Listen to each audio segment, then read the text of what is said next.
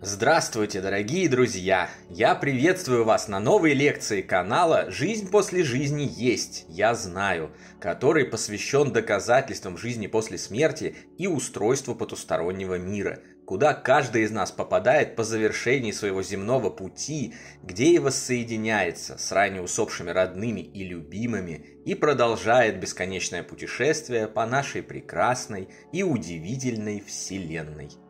Если вам нравится то, что мы делаем, вы можете поддержать работу нашего канала донатом по ссылке в описании видео.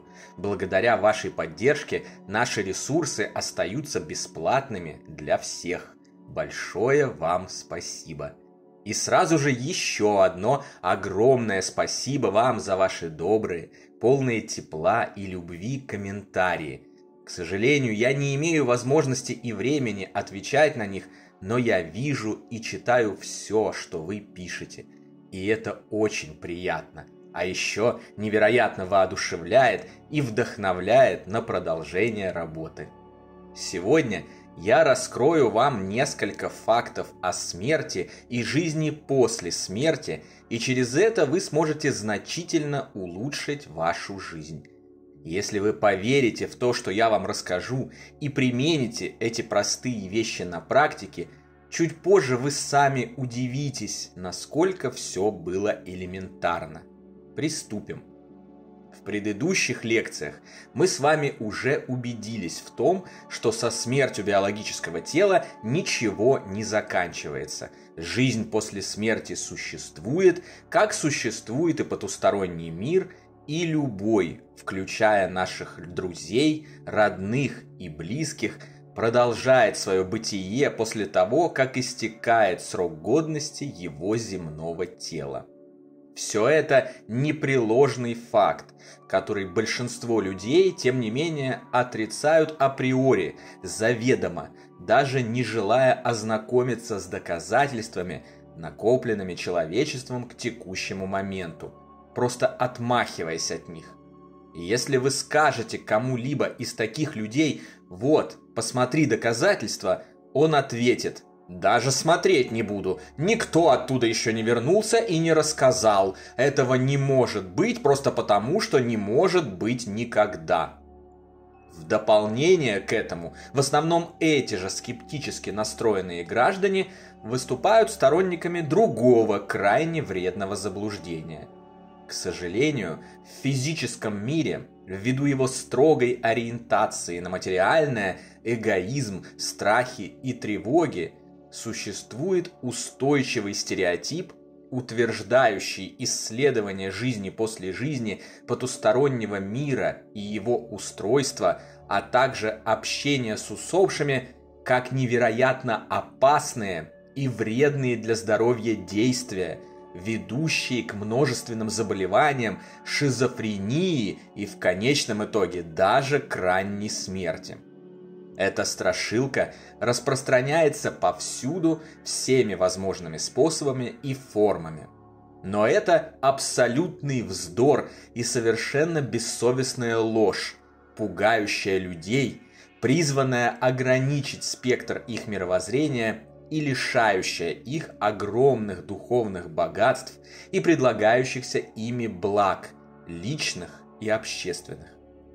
Многочисленная литература за несколько веков, посвященная исследованию духовных областей Вселенной, а также свидетельства о влиянии паранормальных открытий и медиумического общения с усопшими, ссылки на которые можно найти здесь, в нашем YouTube-канале, в любой нашей книге цикла «Жизнь после жизни есть, я знаю», и в нашем Telegram-канале, наглядно показывают обратную зависимость.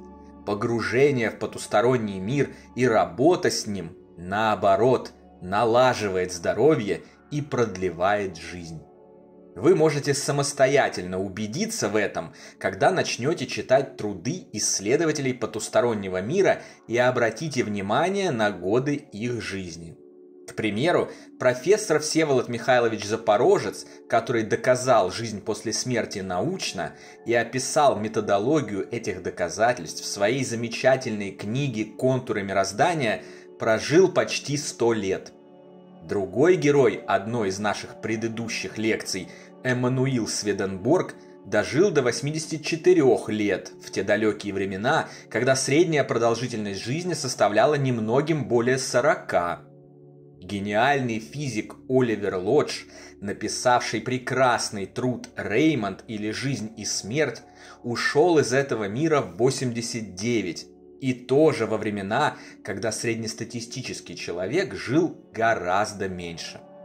Профессор Реймонд Моуди, наверное, как никто другой за последнее столетие погружавшийся в изучение жизни после смерти и потустороннего мира, здравствует и активно работает и поныне, хотя ему уже за 80. Этот список можно продолжать и далее, но это бессмысленно, так как наглядно видно, что люди, глубоко изучавшие потусторонний мир, вместо ранней смерти, как правило, жили долго и, что немаловажно, счастливо. Вот такая зависимость, в отличие от страшилок и пугалок, действительно прослеживается. Я сам убедился в этом лично на практике. За то время, что я занимаюсь исследованиями жизни после жизни, мое здоровье значительно улучшилось. Я почти полностью перестал болеть. А когда со мной случается какая-нибудь банальная простуда, она проходит сама за 1-2 дня, не более. Появилось больше сил и бодрости. Лучше растут волосы и ногти. Сами, без применения каких-либо медицинских средств и манипуляций, устранились все возрастные дефекты тела и кожи наподобие папиллом и других новообразований. Выровнялись и стали как новенькие ногтевые пластины на руках и ногах. А когда я обратил свой фокус внимания на глаза, то снял и очки, которые носил много лет. Да, я это сделал не мановением волшебной палочки, как на всеми любимом ютубе обожают обещать некоторые в кавычках гуру по зрению и фанаты глазной гимнастики, а через переход на контактные линзы, о чем в подробностях рассказывал во влоговых публикациях телеграм-канала, но зрение все равно сначала прекратило проседать, затем улучшилось минимум на полдиоптрии и пусть медленно, но продолжает улучшаться дальше, в противовес вектору старения и его обычным проявлениям. Я же вернул способность обозревать этот мир во всех красках, всей четкости и со всем удобством, чего не мог делать уже очень давно. Прошу прощения за срамные подробности, но даже так называемая мужская сила обрела небывалую крепость. Знаю, что для многих этот аспект является особо показательным, поэтому упоминаю о нем, хотя и не считаю его критически важным. В целом, я как будто стал лет на 10-15 моложе. Очевидно, что ни о каком вреде и сокращении жизни не может идти и речи. По мере погружения в потусторонний мир при правильном и корректном к нему подходе, который я разъясняю в лекциях и книгах, наблюдаются одни лишь позитивные влияния и соответствующие позитивные же изменения. Но самое главное позитивное изменение, которое я отметил, это достижение внутреннего комфорта и умиротворения, очищение от раздражения, злобы, гнева и ненависти. Для этого очищения я не делал ничего особенного, никаких занятий, практик, сложных упражнений или ритуалов. Оно происходило само по мере моего погружения в потусторонний мир и углубления общения с моими духовными друзьями. Выражаясь простыми и понятными словами, я стал добрым.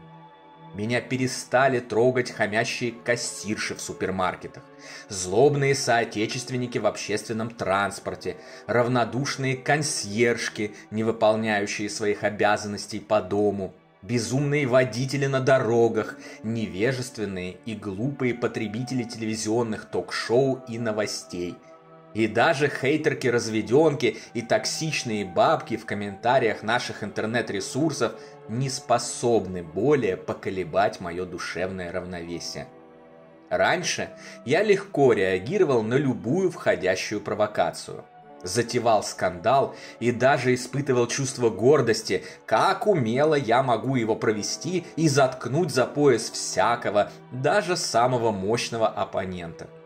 Теперь же такие реакции представляются мне невозможными, глупыми и бессмысленными.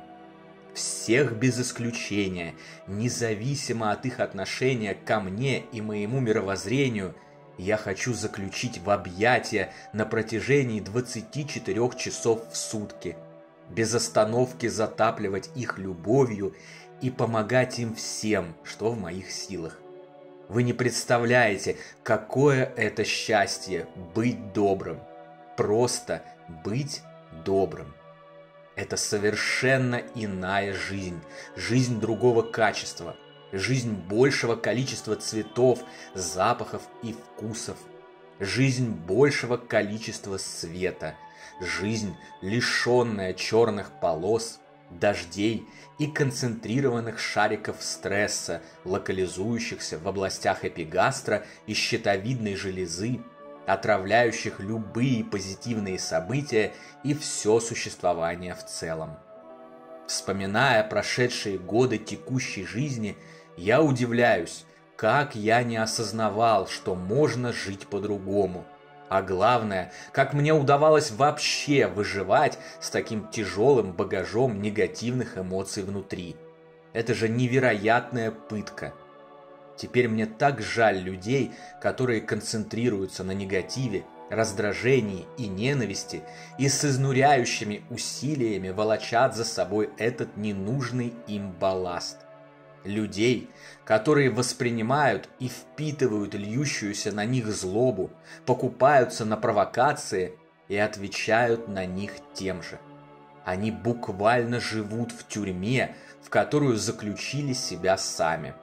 Сами себе наносят увечья, страдают и мучаются без каких-либо причин.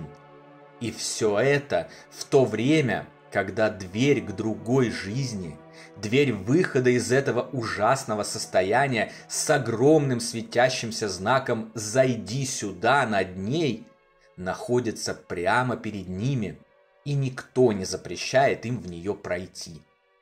Все спрашивают, как обрести счастье. Как оказалось, этот секрет достаточно прост. Счастье – это не зарытое, словно яйцо Кощея, где-то вскрытой за лесами и долами пещере сокровище, которое невозможно найти. Это не неведомая сущность, к которой надо продираться сквозь непроходимые тернии, в отчаянии ждать ее десятилетиями без гарантии дождаться. И уж точно счастье не связано с деньгами и прочими материальными благами. Для обретения счастья всего-то и нужно быть добрым. Быть добрым, чтобы быть счастливым. Вот и все. И это невероятная, но до невероятного же простая способность автоматически открывается тогда, когда вы узнаете, что никакой смерти нет, что никто не умирает, что существует гораздо более огромный и удивительный мир за пределами привычного нам, что новые встречи с нашими, как нам казалось, покинувшими нас любимыми впереди, что Вселенная состоит из добра, но не из зла, и сами устремитесь к этим вечным ценностям. Чтобы этот механизм заработал, всего-то и нужно только сделать первый шаг, начать получать знания и открыться удивительному духовному миру и существам в нем обитающим, которые в каждый момент времени протягивают вам руки помощи и предлагают отправиться в это прекрасное путешествие к любви и свету. Я искренне и от всей души желаю вам сделать этот шаг и обрести дарующиеся им блага. На сегодня это все, дорогие друзья. дополнительную интересную и полезную информацию за пределами лекций, ответы на ваши вопросы о жизни после смерти в целом и по этой лекции в частности, а также познавательные статьи о потустороннем мире вы найдете в нашем телеграм-канале. Напоминаю, что если у вас есть вопросы по нашей дисциплине, то задать их мне вы можете под любым видео или в специальной теме раздела сообщества, а ответы на них я как раз и даю в Телеграме. Ссылка на него, как всегда, в описании видео и на экране. Добро пожаловать! Встречаемся на новой лекции здесь же, на нашем YouTube-канале. А пока всего вам самого лучшего, волшебного и замечательного!